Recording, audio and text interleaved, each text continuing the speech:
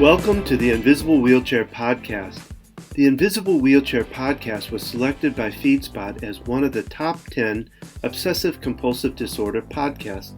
I'm Donald Grodoff, EFT tapping practitioner and OCD coach at FamilyOCD.com. On the Invisible Wheelchair Podcast, I focus on the hidden world of OCD and anxiety with interviews and information around this topic. My purpose is to bring about awareness of OCD, those who treat OCD, and of course, those who suffer with OCD. Obsessive-compulsive disorder is a treatable and manageable disorder.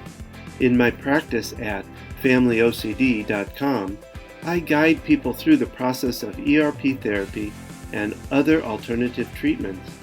If you know of someone suffering with OCD, simply visit FamilyOCD.com. If you or someone you know suffers or has suffered and recovered from OCD and would like to get their story out, simply contact us through www.invisiblewheelchair.com. We want to talk to you and get your story out on the podcast. Know that the ideas and thoughts presented here are not necessarily those of Family OCD, Invisible Wheelchair Podcast, or Donald Grodoff. We also ask you to take just a few moments and leave comments at www.invisiblewheelchair.com. Those comments help us to know what the next topic should be, and we really want to hear from you. Now, let's get to that podcast.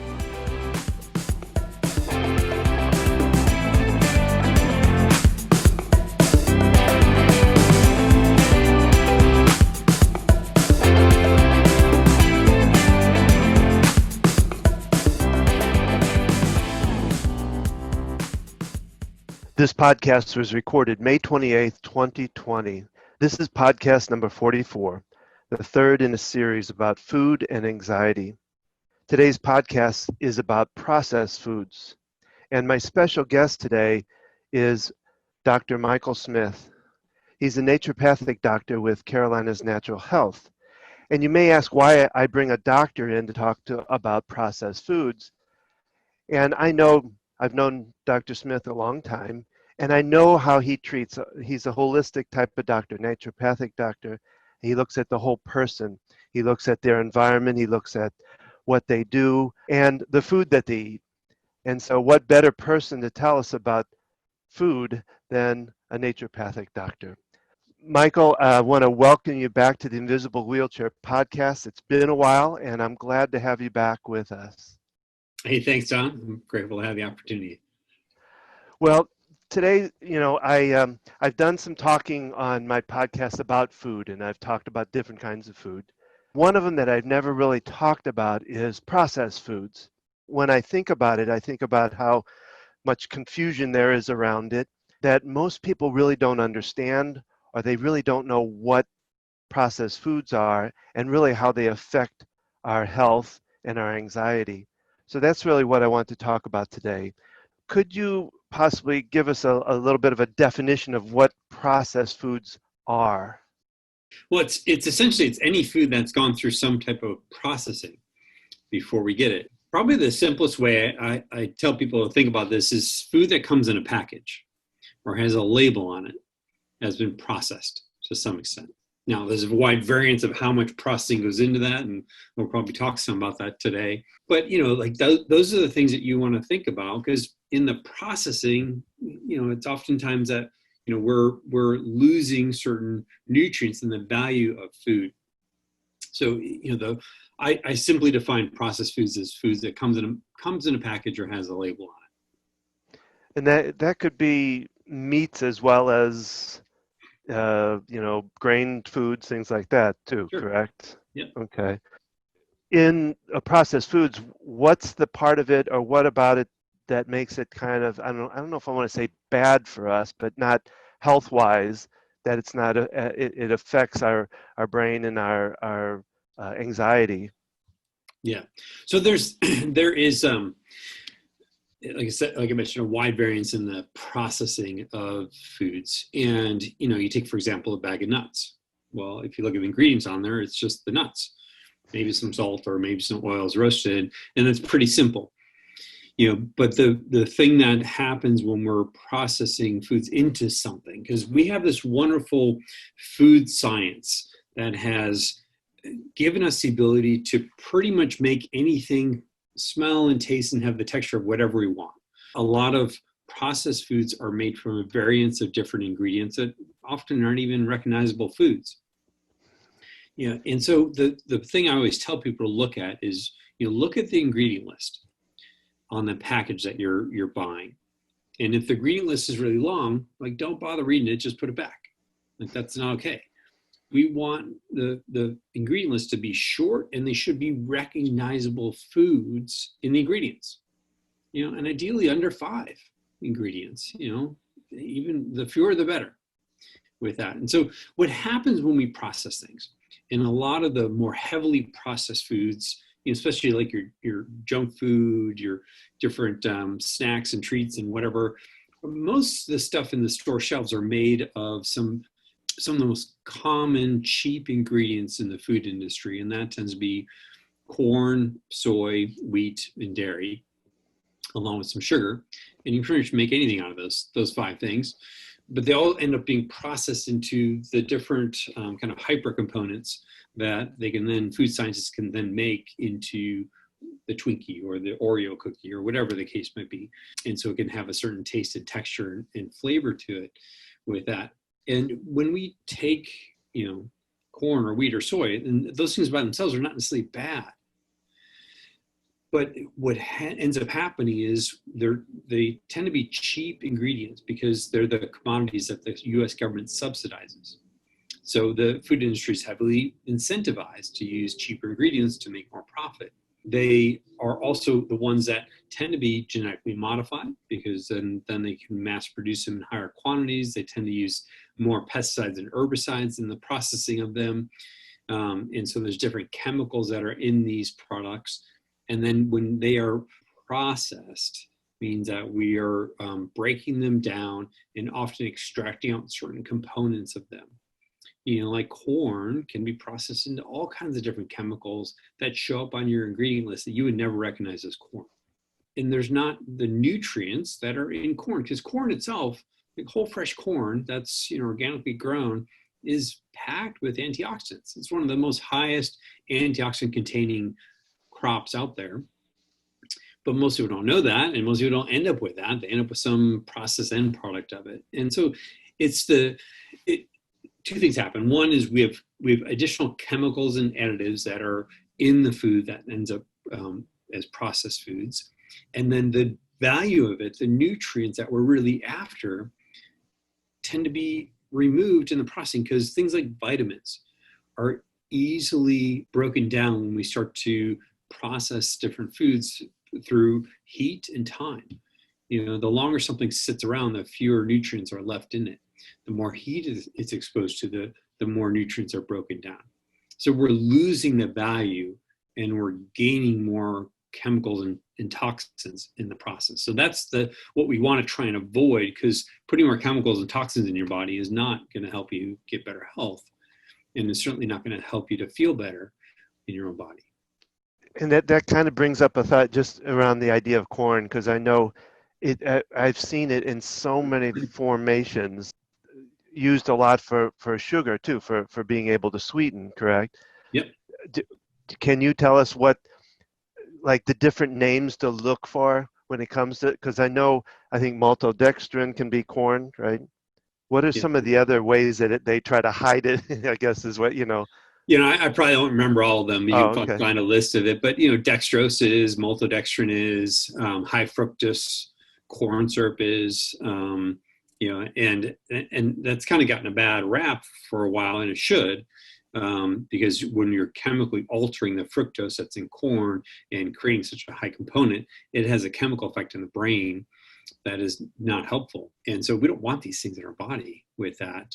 There's different types of chemical preservatives that are also made from corn. Sometimes different coatings and things are made from corn, which, you think, well, that's good, but it's actually just this chemically extracted process that isn't giving us anything of value or benefit in our own body with that. From what I've understood about caramel is that the way they process and make some, because you get a lot of caramel for coloring and things like that, and it's not what, when I think about caramel, I think about, the caramel I had as a kid, that was delicious and but nowadays the caramel coloring isn't that same product, is it? No, it's not. No, and yeah, you will see caramel coloring is usually the term that's used on the food ingredient label. And caramel coloring has been shown to be a carcinogen. And so, meaning it can cause cancer. And that's true with a lot of these different additives and ingredients that you'll find in processed foods. Is many are known carcinogens. Some are known hormone disruptors, and they mess up your hormone balance. Others can be neurotoxic in the body. They can cause harm to your nervous system. And yeah, because caramel coloring is not just what we thought of, just kind of cooked down sugar that becomes caramel. That it's a chemical that has been shown and does cause harm in the body. Are there other now you've mentioned some, but are there other ways of determining processed foods to look at when, like, say, when you look at that ingredient list? You mentioned some, but is there other ways of determining when you look at that what would be, well, like you say, processed is just anything in a package, but are there more ways to be able? Is there other determinations that determine processed foods? No, I mean, the simplest is, yeah, if it's in a package, it's processed. Granted, if you come to my house, yes, you'll find a bag of nuts and you'll find a bag of organic corn chips and stuff like that in my house. But, the ingredients on those things are pretty simple. There are things like, like in my organic blue corn chips, it's blue corn, salt, and oil. It's a pretty simple ingredient list. Things that I can recognize, there's not a long list of chemical ingredients. Like if you pick up a bag of Doritos and you look at the ingredients on the back of that, you're going to notice that there's probably 30 or 40 different things in there. And so what the heck is that stuff? Most of them you don't even know. You never even heard of these different chemical names that are in there. So if you read the ingredients and you don't recognize any of those ingredients as food, like actual food that you would normally go out and eat, then you should not put that in your body. Like, that's not okay. What about oils now? Because there is no such thing as a canola nut, I don't think, or a canola plant, is there? Well, there's a canola plant. Yeah, it's a canola seed. Yeah. Oh, okay. Well, what would you say are because oils are processed too. I actually, way back in my sales days, I used to work for Durkee, which made food oils. And I can remember when the big thing in frying oil was corn oil. They came out with corn oil, and they were like, and of course, what they told us was that it's not any more healthy, but we need to sell it like it is, to get because of the corn idea. Just maybe a little bit on oils. What's to look for? What's to Yeah, all oils, like in their oil form, are processed because like even if you're taking something that's more healthy, like olive oil, where it's still processed, it's that olive that's then pressed to get the oils out of it. Now there's ways to get healthier, cleaner oils that are minimally processed. And so, like, if I use the olive example, something that's extra virgin, cold pressed olive oil means that they're not adding heat, because heat denatures oils, but it's a way to get more oil out of whatever it is that you're trying to extract it from, is to heat it up, because the oil becomes more viscous and more fluid at the time, and can help to come out of it easier. So cold process, no heat. The extra virgin means that it's the first time you're using those olives and first press. So it's the very first pressing, and literally what it means is that they put the olives in a big press, and they put the heavy, maybe concrete or some lid on it that sits on the olives, and they don't actually press it.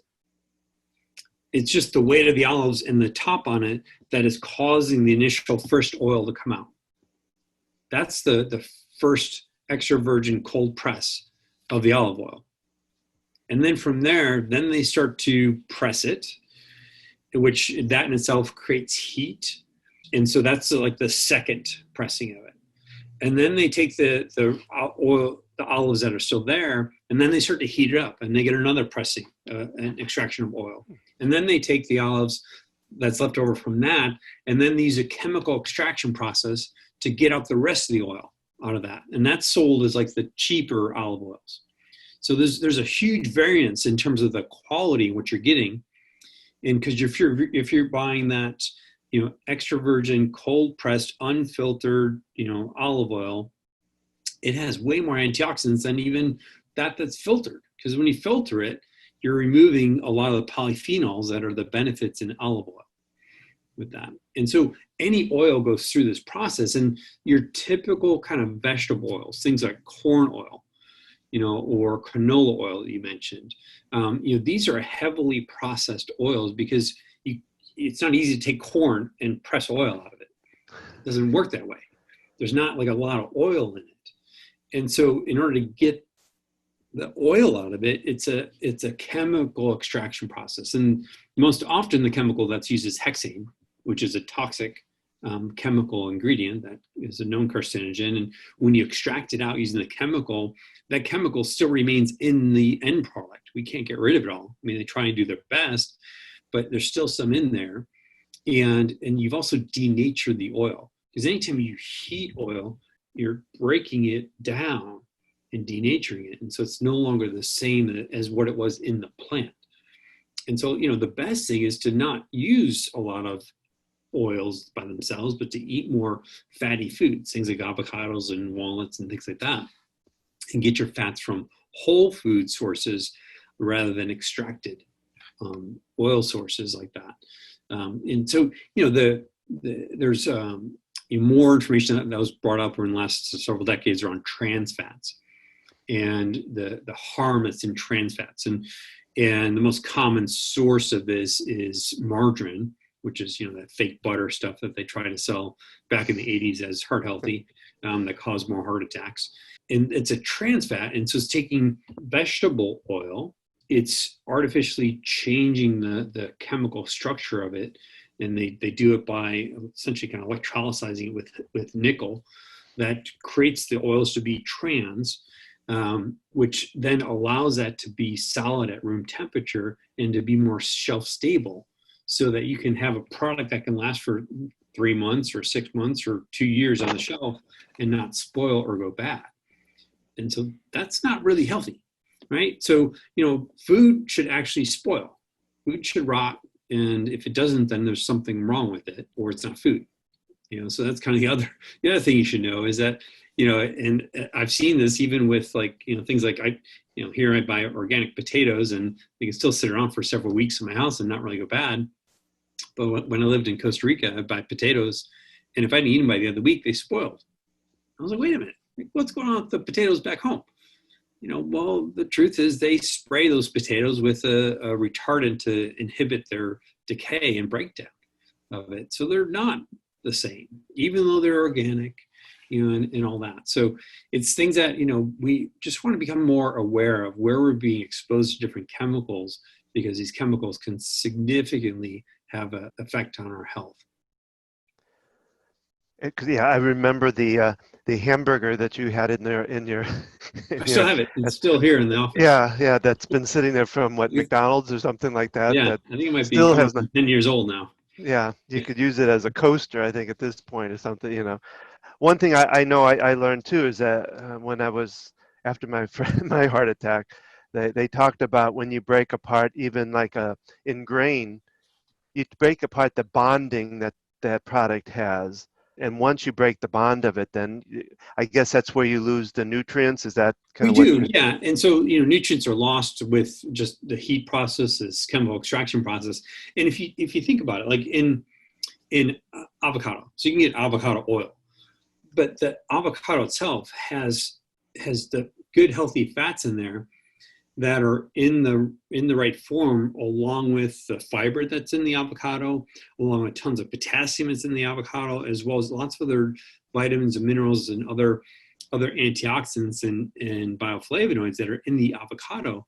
And so all that together increases the health value of that. when you process it to extract out the oil, even though avocado oil is typically a better oil than corn oil or canola oil, you're still not getting all the other benefits of the avocado. And so you're much better off getting the whole avocado than just taking the oils from it. And one last thing on the oils, is coconut oil a one that you would recommend too? I mean, because olive oil is probably not a high heat type of oil, but if you're doing a little bit something that's a little more high heat, you need something else that would stand up to it. Would that be coconut oil that you would recommend? And yeah, so heat is something, as I mentioned, that denatures things, and some oils like olive oil, is not something you really want to expose to heat because it will quickly become a trans fat. That's what happens when you heat olive oil. Okay. So it's great for salads or things like that. The oils that are more heat tolerant, coconut oil is one of those, but avocado's heat tolerant as well. Grapeseed oil does a better job with that.